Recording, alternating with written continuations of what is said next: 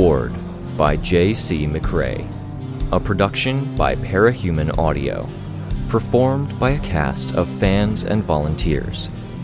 Please visit parahumanaudio.com to learn more. Thank you and enjoy.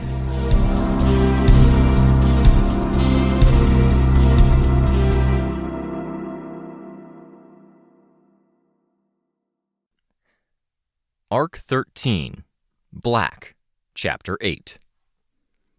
You'd think someone who was regressed 2 years in age to be a teenager again would at least try not to be such a stereotypical teen. What? I asked. I looked up from my phone, which I was holding so Sveta could read it. She was moving more fluidly to get in a position to read over my shoulder. You're zoomed in on your phone like it's the only thing in the world, Tattletale said. You're as bad as the heartbroken. Are you lonely, Tattletale? Sveta asked. Sitting up in the passenger seat with only your henchman for company? Were you bored? Ha, Tattletale replied. I could have connected to what she'd said better if it weren't for the 50 individual crises I was keeping on the back burner, the 5 on the front burner, my attempts to keep Sveta's mind occupied with practical things. That, and the fact that mentioning the age regression reminded me of Amy, which set my brain to red alert. Sirens flashing and emergency doors closing. These days, getting back from that state was a little easier, but it was still a couple of seconds added bewilderment and alarm, and a mental reset button that forced me to start from zero in figuring out what the hell she meant. Of course, she probably knew she was doing it. I see you set the communications blackout for everyone, but you're not abiding by it yourself.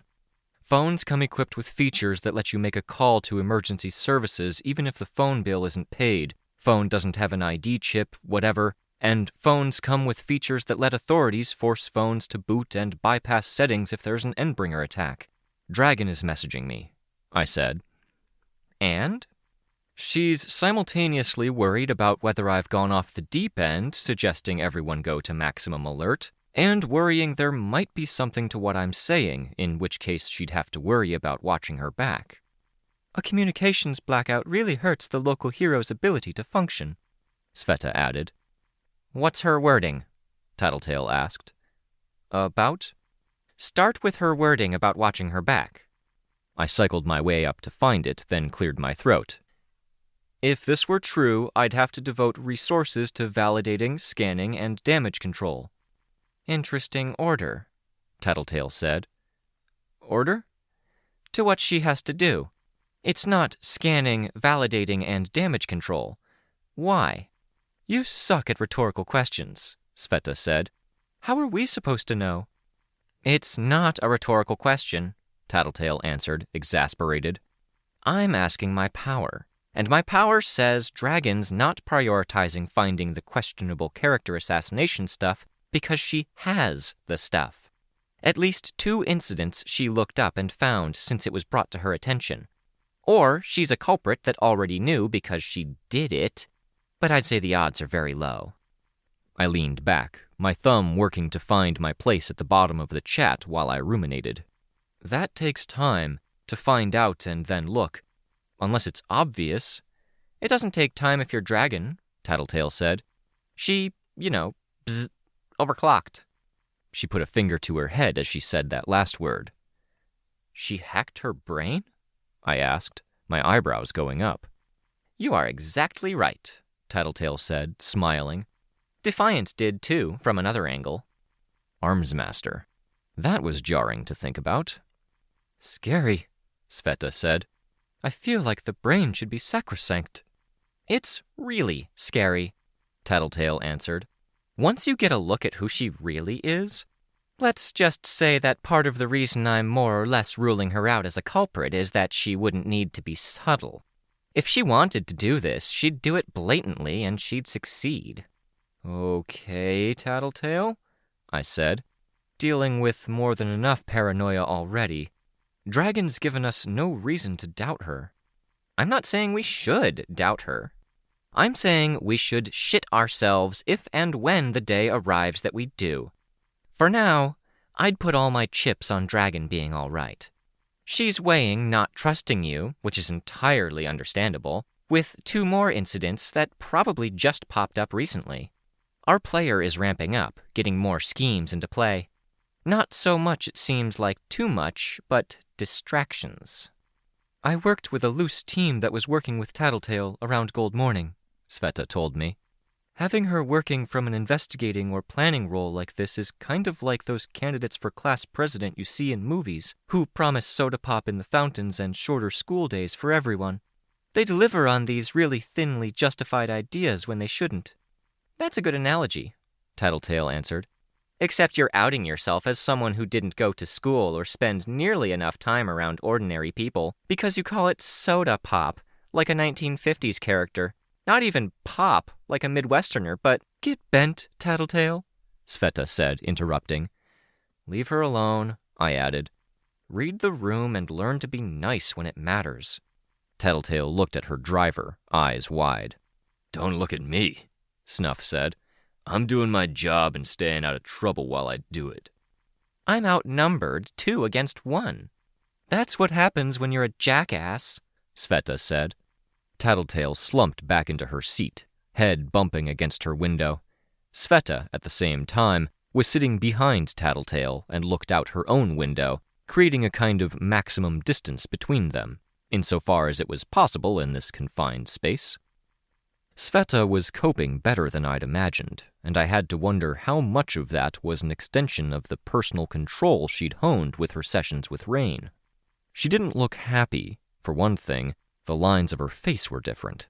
She'd turned much of her emotion into being very ready to call Tattletale on her shit.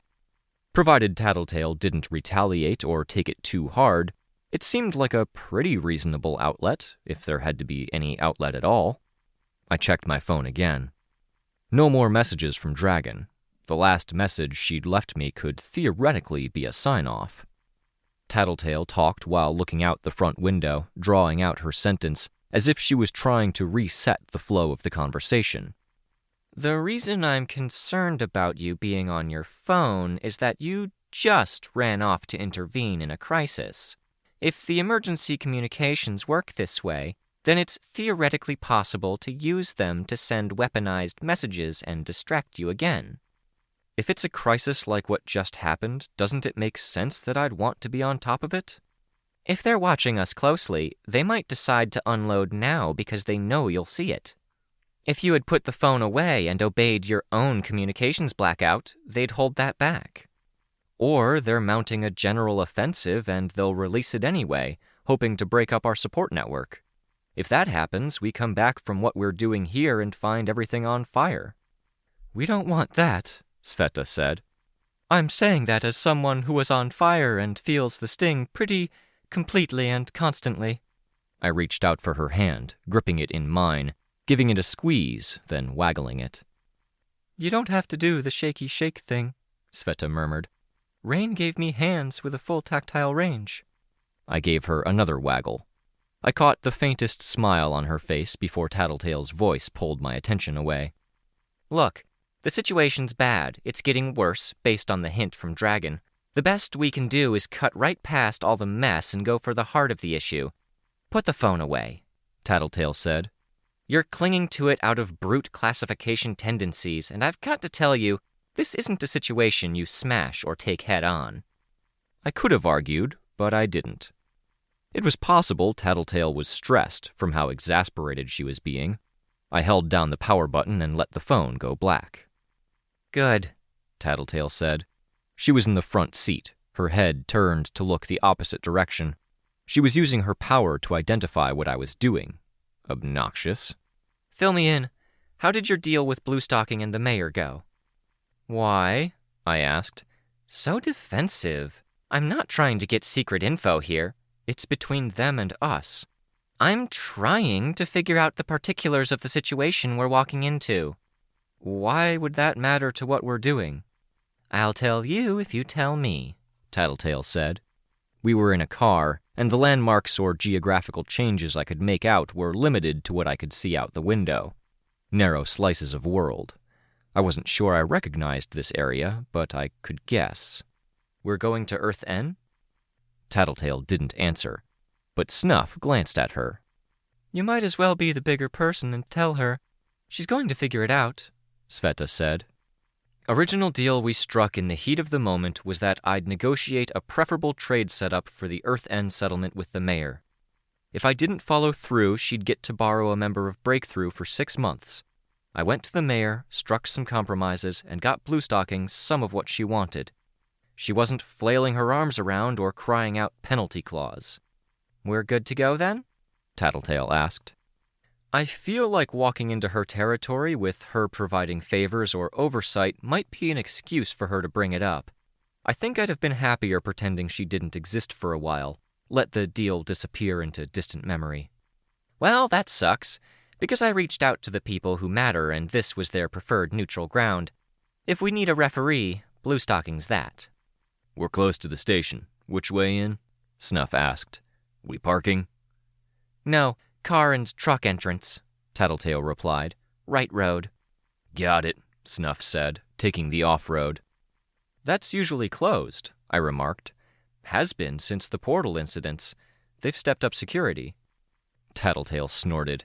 Welcome to the big leagues, kiddo. Paying to be able to drive your own truck in is worth it if it means you don't have to ask for a ride or worry about the danger posed by whoever is escorting you.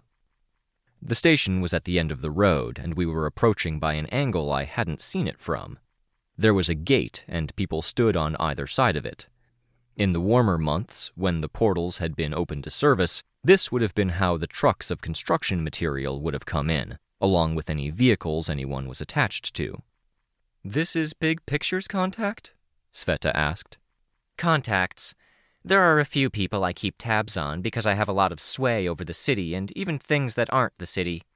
I break this down into categories: threats, cultural, financial, information, and powers. Some people are influencers for reasons that don't tie directly into their abilities, like Dido from Augur and her effect on finances. Augur. I felt a bit slimy at the thought. When I'd hunted for a position in a team, they'd been nice up until they let slip that what they really wanted was my sister. We'd worked with them in passing since, mostly at arm's length. Dido? She does fine. Her team makes money, I said. The team makes money. Lark manages money well. But Dido is a disaster waiting to happen when cold, hard cash or theoretical cash are involved. There's a reason they keep the team small and the growth slow and steady. She's like an alcoholic with a wine cellar. You said it was more than an ordinary disaster, Sveta said. Everyone would feel it, at least a little, Tattletale said. There's at least a subconscious reason she named herself after the woman who threw fortunes away in history and myth. I frowned. At least a few of those times were ruses, Sveta said. People tend to have reasons for doing dumb things, Tattletale said. That feels like pretty obscure mythology, I remarked to Sveta. Knowing those were ruses? Dido marries Pygmalion, and the mythological Pygmalion is the guy who made and married a living statue. I related, Sveta said. A sad look passed over her face. Ah, the statue, the boy made of metals. That's pretty out there for stuff to be researching, I said, trying to keep the conversation normal and light. Uh-huh. I spent a long time looking for cape names and costume ideas when Breakthrough was new. I'm so glad I didn't go with Galatea or anything Weld-related. I wouldn't have let you, I said. She squeezed my hand, and her eyes dropped to look at where her Rein-made prosthetic hand with its not-quite-right skin clasped my gloved hand. Bright spots in a dark day, she murmured. I can feel this. You good to do this? I asked. Mission in enemy territory? She nodded. I looked out the window as we emerged into light. The road in through the station had passed through the series of turnstiles that would lock and block away the majority of the fumes when any vehicles passed through. We were out of the station now, passing by more guards and some idle capes I recognized from 3 weeks ago. Inhabitants of the Earth End corner world.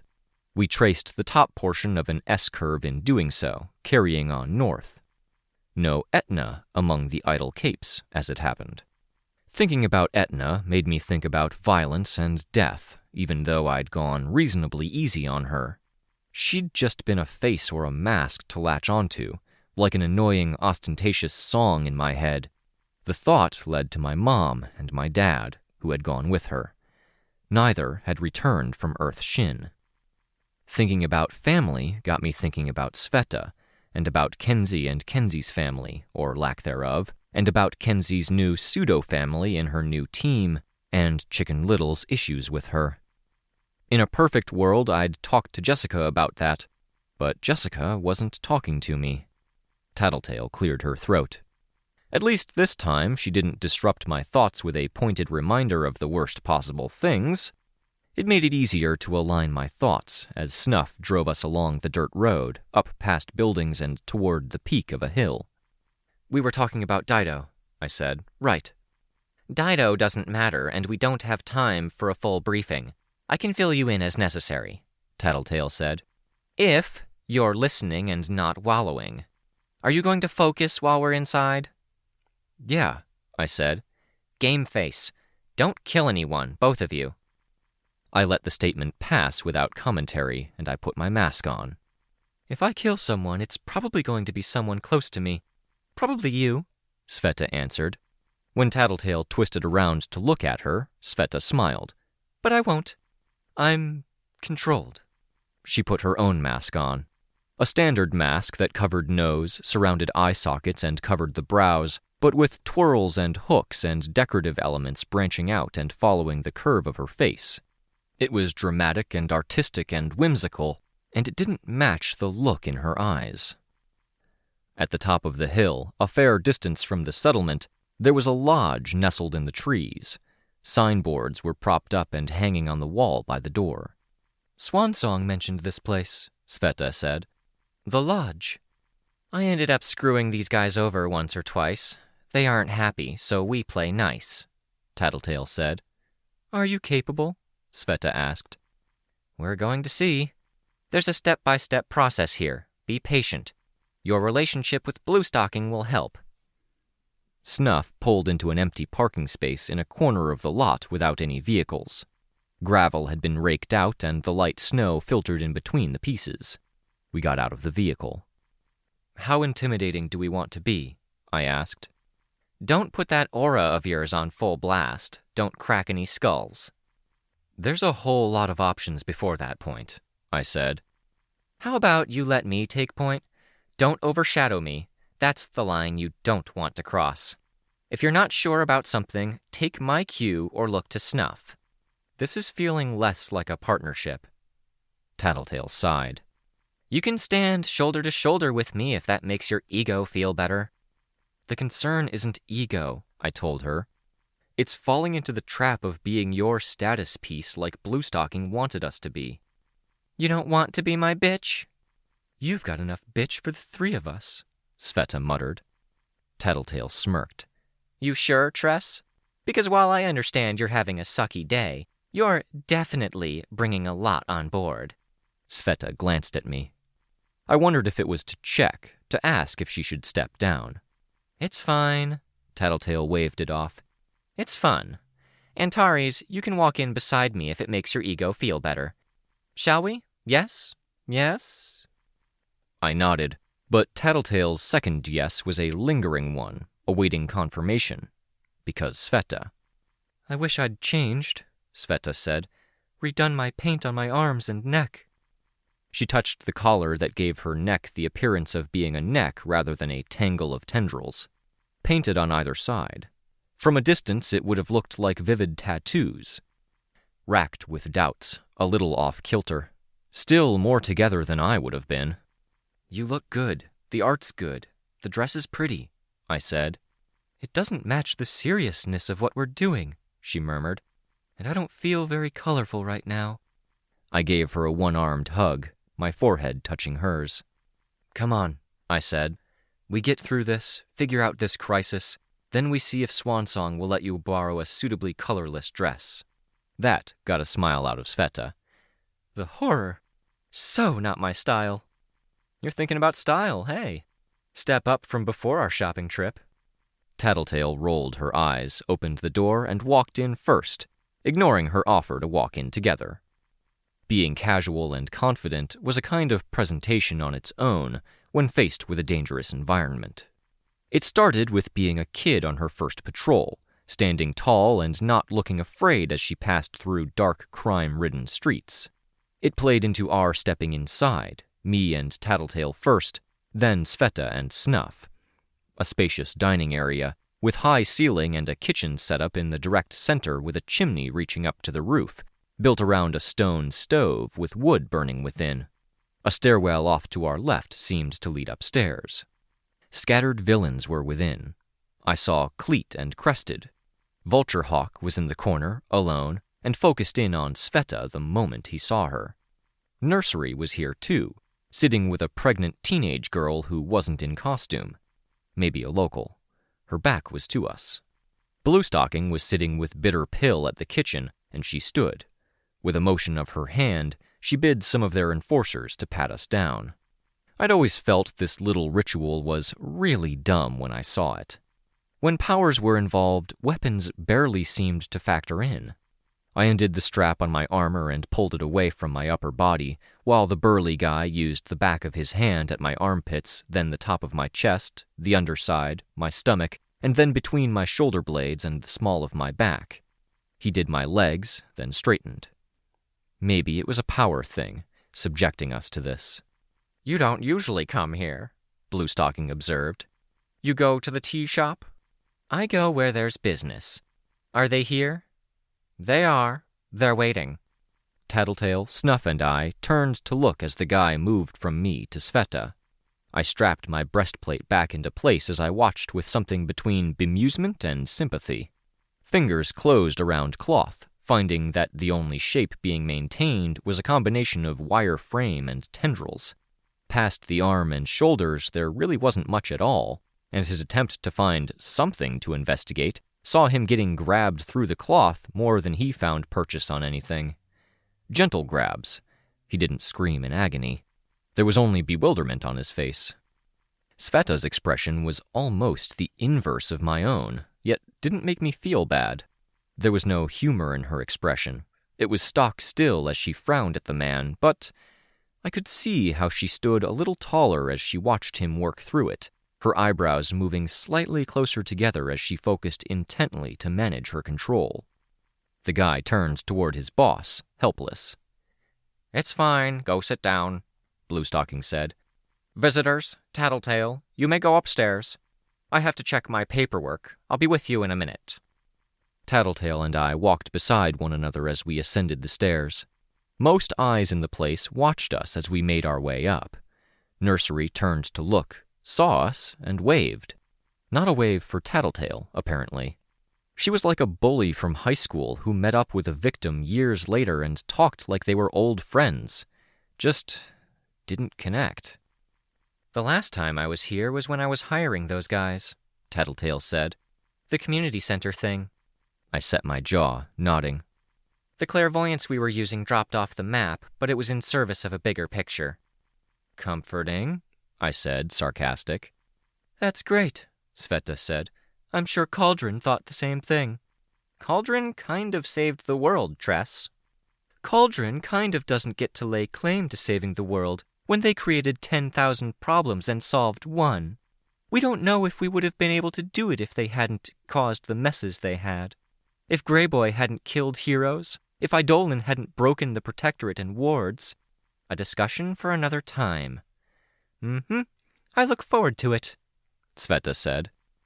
Tattletale stopped in her tracks, putting a hand out to stop me. "What's going on?" I asked. The four of us were on the landing. Nobody was on the stairs above us or below. "Stop at the top of the stairs. Look natural," Tattletale murmured. "We can talk, just know it's a bit of a bear trap." "Bear trap?" "There are rules and expectations. This is a floor for meetings and private conversations. You don't come here without invitation, and you need the go-ahead to cross the room, unless you're really trusted or too big to fuck with. If you don't meet the standards, then anyone who has a problem with you can say you were listening in and you're out." "And people have a problem with you?" I asked. "Imagine," Sveta murmured. "Listen up, Sveta. I get it, and yes, A problem with me and a problem with you. Bluestocking doesn't adore you, and she didn't warn you for a reason." "Okay," I said. Tattletale indicated with her hand, and we made our way up the last set of stairs. With the height of the ceiling in the space downstairs, the second floor was closer to being where the third floor would be in another building. Upstairs, things were nicer. Maple planks for the floor, trimmed with what might have been walnut. The lights were dimmer, each table had a small window beside it, with lamps for illumination after hours. A bar in the corner was backlit so light shone through the various colored bottles. Behind the bar was a man in his 60s with deep black skin and a white beard. No hair on the top of his head, but trimmed hair at the sides and back. An earring glinted in one ear. I recognized him, and I had no idea where from. I felt like he was placed into the same mental drawer as the Slaughterhouse-9 somehow. But however much I rummaged and tried to put a mask to the face, I couldn't. Which was ridiculous, because he was gray-haired, and gray-haired parahumans weren't a thing. "Who?" Sveta asked.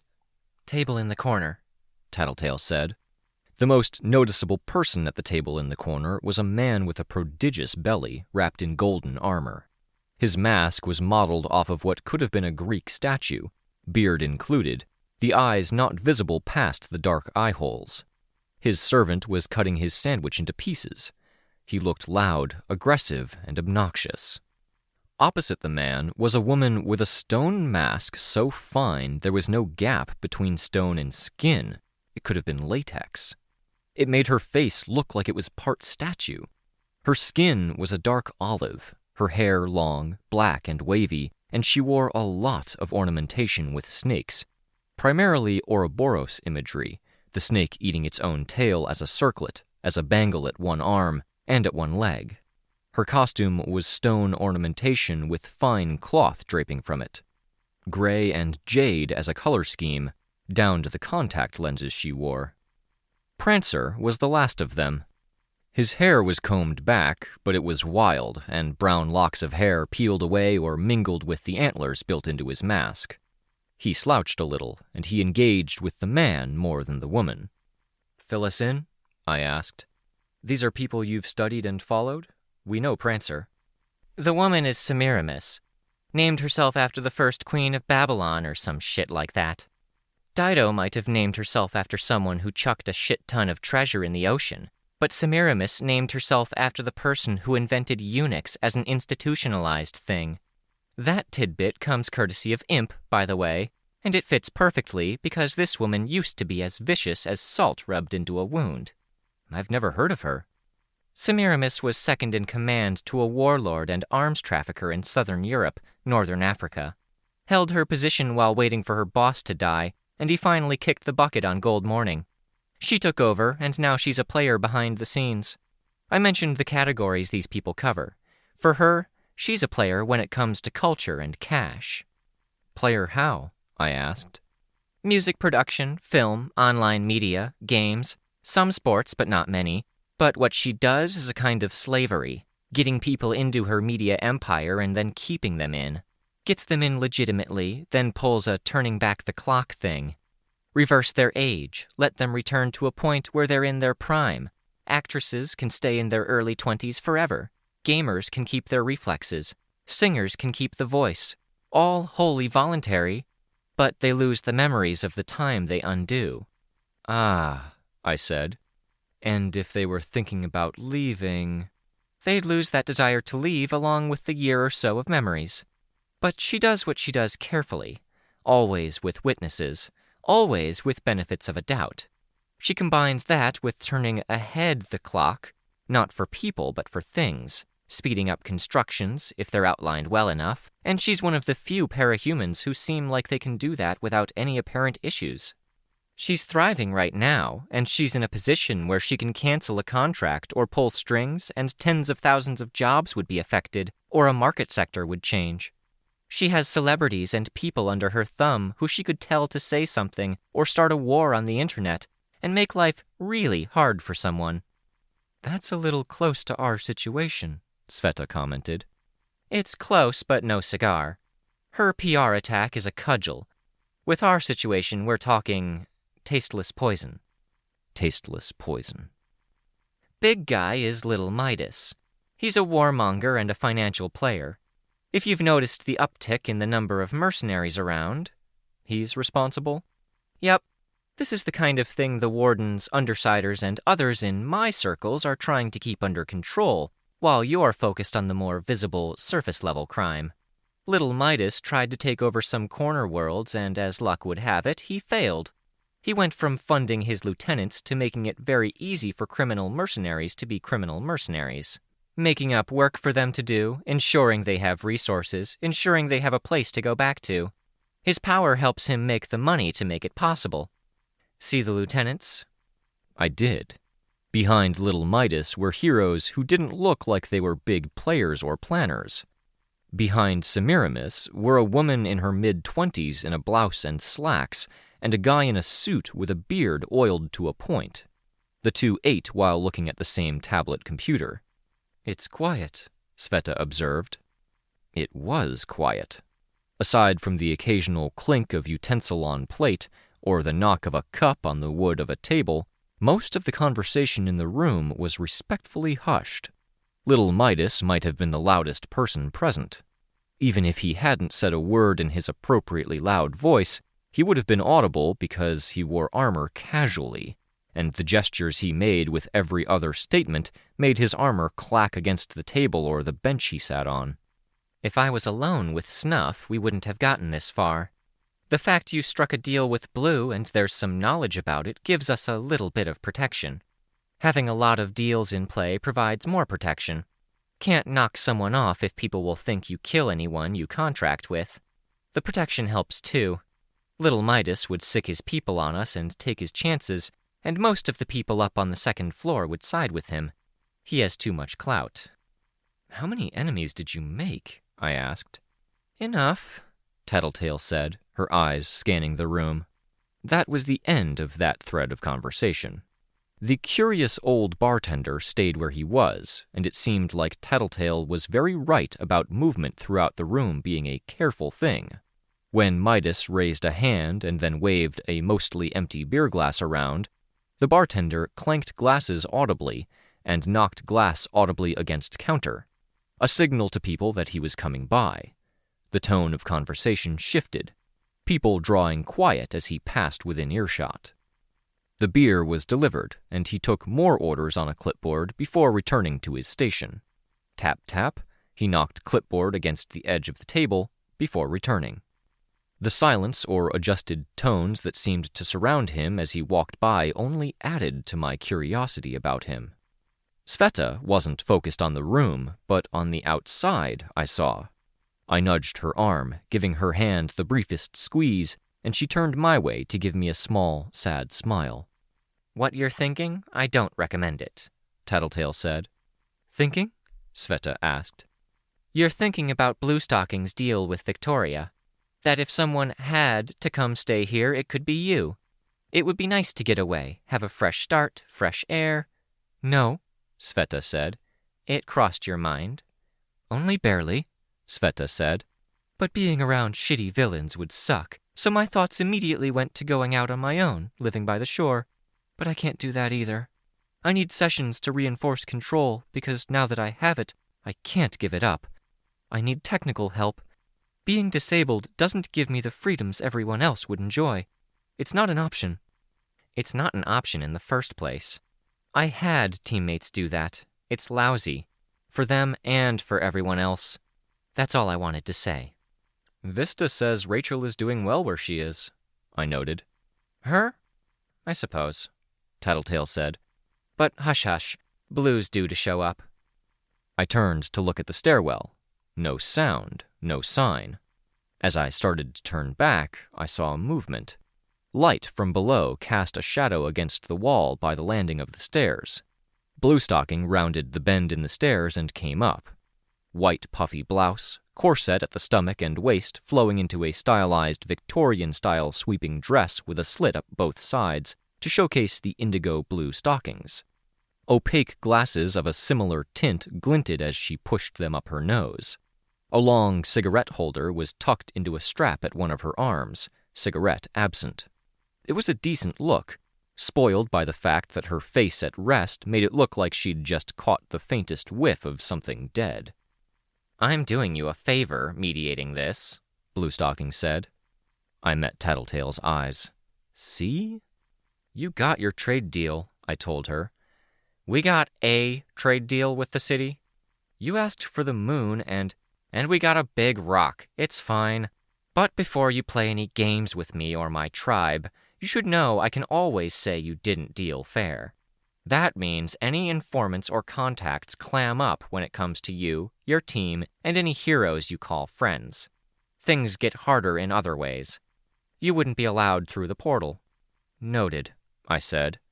I've got enough to do that you're not really a concern right now. We'll do our thing, you focus on getting through the winter. Don't give us a reason to come after you, and we won't come after you. And do yourselves a favor while you're at it, and don't harbor people butchers, Sveta said. Extenuating circumstances, Bluestocking said, smiling slightly, enjoying the get-out-of-jail-free card Prancer had provided far too much. This way. Bluestocking led the way, with Tattletale and I walking side by side, Snuff and Sveta in the wings. "Tattletale!" Little Midas boomed. "You dared show your face? You know Nero." "I'm aware of him," Tattletale said. "The Teapot Emperor." The man in the seat behind Midas clenched one hand. He had a gladiator-style helmet, tunic, and armor, with a coat draped across his lap. "And you know Snake Eater and Whistler?" Midas said, lowering his voice. The other two people near Nero shifted position. "I don't, actually. Nice to meet you, Snake Eater, Whistler. Semiramis, good to see you." Semiramis didn't move a millimeter as she stared Tattletale down. "Prancer," I said, before Tattletale could handle all of the introductions. "Still around, I see?" "I was invited." "We're getting settled elsewhere," Prancer said. "Doing well?" "We're managing. A few weeks into building and organizing, and we're getting to the point where we have creature comforts again." "If you call the 18-year-old keeping your company in your cabin a creature, sure," Midas said, chortling at his own line. "Company and a comfort. As I see it, we're all creatures. We all have our needs, and I'm still mourning Velvet in my own way," Prancer said. "But thank you, little Midas, for bringing that up and reminding me. Let's change the subject. How are you, Antares?" "Some headaches, ones we're hoping you can help us with." "Straight to business?" I shrugged one shoulder. "Information costs," Semiramis said. "If my gut is right, and it always is, you'll think this is worthwhile," Tattletale said. "My servants didn't carry me all this way for nothing," Little Midas said. He moved his hand, touching the table, then holding his hand out beside the table, level with the tabletop. Another table materialized, the material a glossy black, like obsidian or onyx, the particulars of the table identical to the one he'd just touched. "Gracious," Tattletale said. "I'm sure you wouldn't act like a child on the playground and disappear it when we're leaning on it." Little Midas chuckled. A warning for the rest of us as much as it was a preemptive move to keep him from doing just that. We collected chairs from empty tables nearby and gathered. Tattletale, Sveta, and I each taking a side. Snuff stood a short distance away, arms folded. "You hired Big Picture to join Foresight, Little Midas," Tattletale said. "Semiramis provided the intelligence to put him in the right place at the right time to join." "Harsh accusations?" Prancer murmured. "We've been investigating this for the last little while," I said. "And these are things we already know. Can we skip the pretense?" "No," Semiramis said. "Pretense is important. You have to exchange a few parries before the fight can really start." "Or you can sweeten the deal and give us some evidence about how this meeting is supposed to be worth it," Prancer said. "There's a conspiracy at work," Tattletale said, "and one of you was bit by it without realizing it." "Then it can't be that bad," Midas said. "It will be. Every move they've made so far has had at least 2 targets. Every move they've made so far has worked on a level. Big Picture didn't get placed in Foresight because someone got in the way. They also, I think, targeted you." You think this why? Semiramis added. Because it's a pattern, and I don't see the move against big picture hurting foresight in any way. Which means it's bouncing back at you, most likely. Attacks against heroes is something I get, but if we confirm they're against you and which of you they're against, then that hints at their motivations. And I'm here because why? Prancer asked. Because you're the most networked while being the least complicated. Just like Antares here is well networked with heroes while not being so enmeshed in the upper echelons that I need to worry about moving heaven and earth. That and she found this out before I did. A nice way of putting it. Tattletale motioned for a folded card that was on the table, and Prancer slid it over her way. A drink list, by the looks of it. She raised her hand and motioned to the man behind the bar. She held up fingers. 3-2-0, a circle made with her full hand. 3. The man nodded and began preparing. I addressed Semiramis. You want to know this if it's being used on you. It's going to come across as minor and questionable, but it's going to feel impactful, and once they get going, they aren't going to stop with the one. What are we looking for? She asked. I leaned forward. Look for the consequences. People at the fringes of your organization who pulled away recently. Then identify the wedge. It's going to be communication by some digital medium, something you find or casually come across. Authenticity of the message won't be provable, but it won't be disprovable either. In this case, we have a sense of what the wedge is or where it comes from. It'll relate to big picture. Okay, Semiramis said. You're right. No need for payment for my help. This is critical. You already know exactly what happened, don't you? Tattletale asked. I already knew, Semiramis said. It bothered me. If you have more information, you can have mine. You're media monsters, Prancer said. He glanced at Sveta. Is that offensive? Yes. You're whatevers, Prancer corrected. Not better. Semiramis leaned back, fingernails with detailed jade decoration on them tapping the table's surface. Before Gold Morning happened, the PRT was trying to normalize the... What do you call them over here? Case 53s, Sveta said. That works. What term did you use? Sveta asked. Their names, Semiramis said. They're clients and products both, and both should be treated with care. There were 3, Engel, Egg, and Scraping. The idea was that they would join me. An artist with ties to big picture and a history of working with Case 53s would join us, but to produce a video feature. We wanted to continue what the PRT of America was doing before things abruptly terminated. Engel, Egg, and Scraping in media. Big picture didn't get into foresight. A letter about why found its way to my 3 would-be clients. They became uncomfortable and cancelled their contracts. Why did you want big picture in foresight? Tattletale asked. I did not say I did. What do you know about them? I asked Sveta. Engel is a community leader. She's beautiful, inside and out, very opinionated. Not a big fan of me. I'm not sure I feel comfortable saying more about things personal to her. She had difficulties. She got help. She would be my second pick to be a movie star, but I wouldn't want her to do it if it's with the photographer I'm thinking of. From what she says, she's avoided the worst of all of that kind of mess. Egg is a kid. They were around for the attack on Cauldron, as of Gold Morning. Scraping, I don't know. Scraping isn't a Case 53, Tattletale said. Then that's why I don't know them. You know more than you're letting on, Tattletale said to Semiramis. I need more if I'm going to give more. And I'm barely involved, apparently, Little Midas said. No, Tattletale said. You work with mercenaries. You farm them out. You work with people that includes the ones downstairs. Those people targeted the navigators 3.5 weeks ago. They butchered them at the client's behest. Familiar?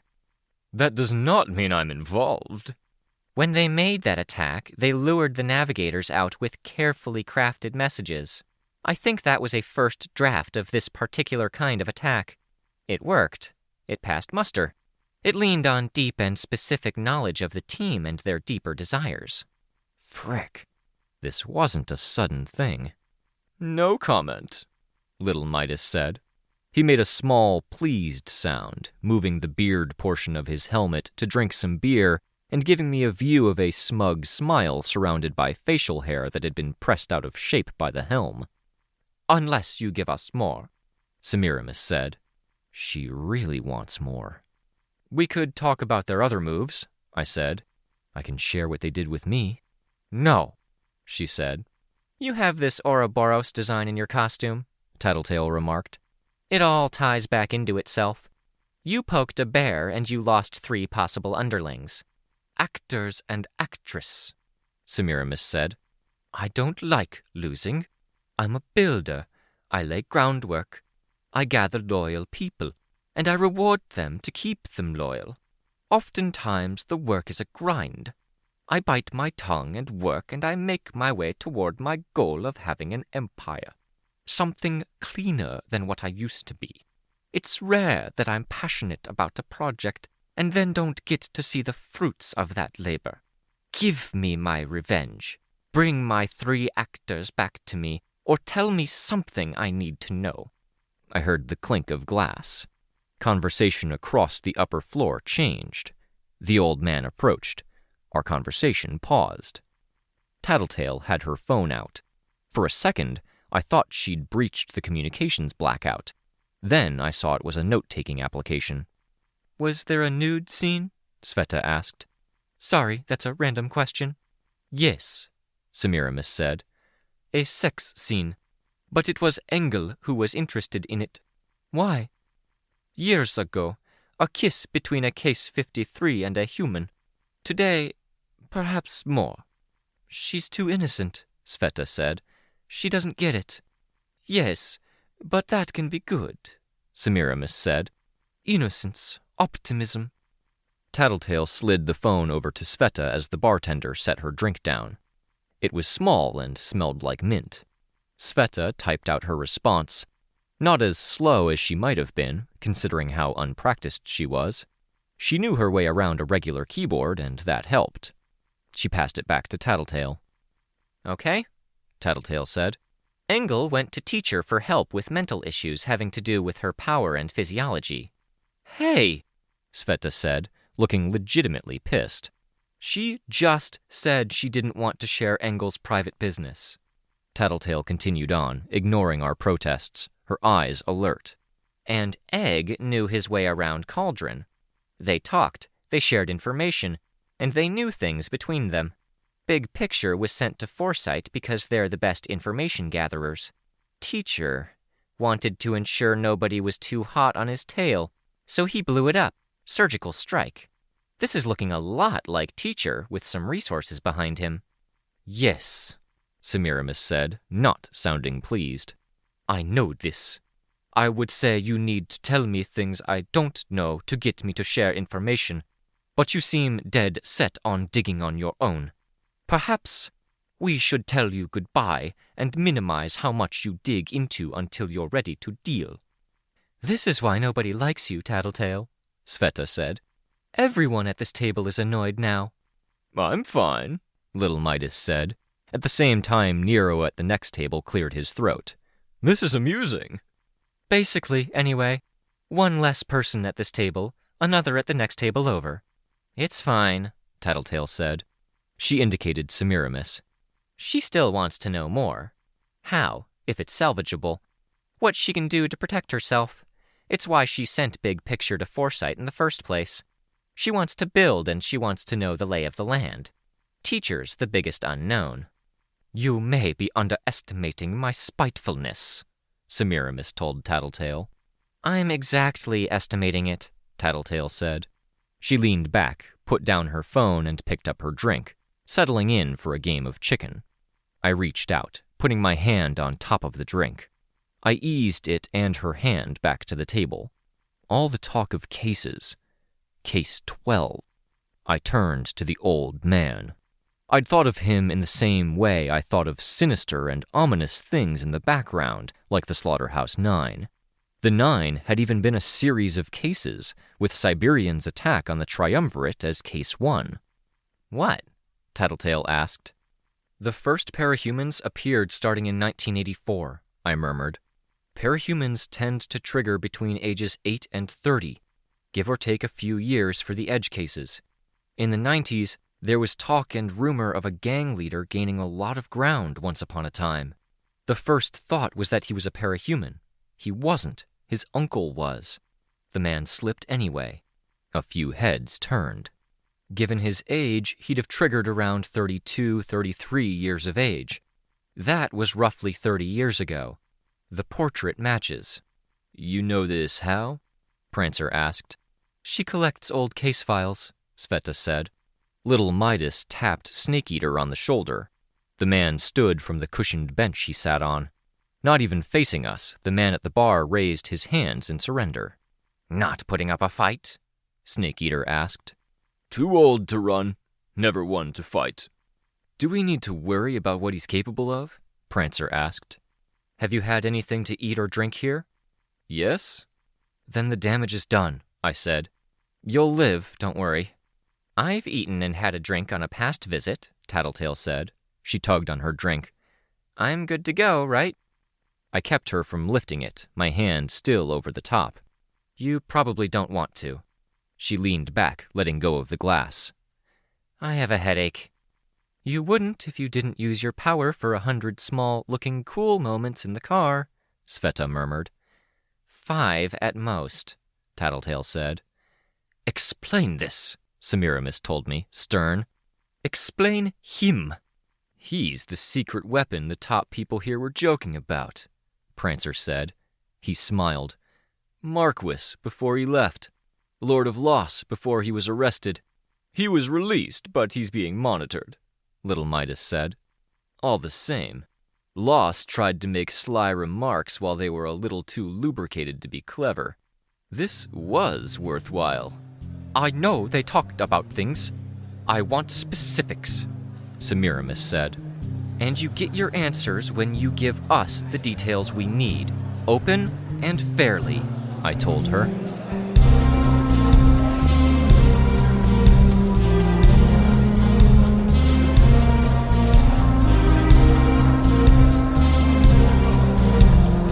This was a production of Ward by Parahuman Audio. Ward and the Parahuman stories are written and owned by J.C. McCrae. You can find the original text and support the author at parahumans.net. For more of the Ward audiobook, as well as other community works, please visit parahumanaudio.com. Music for this chapter was by Enexia. Editing by IcarusFallen. Narration by Robert Rein Ramsay. Find more of their work at our website. Thank you for listening.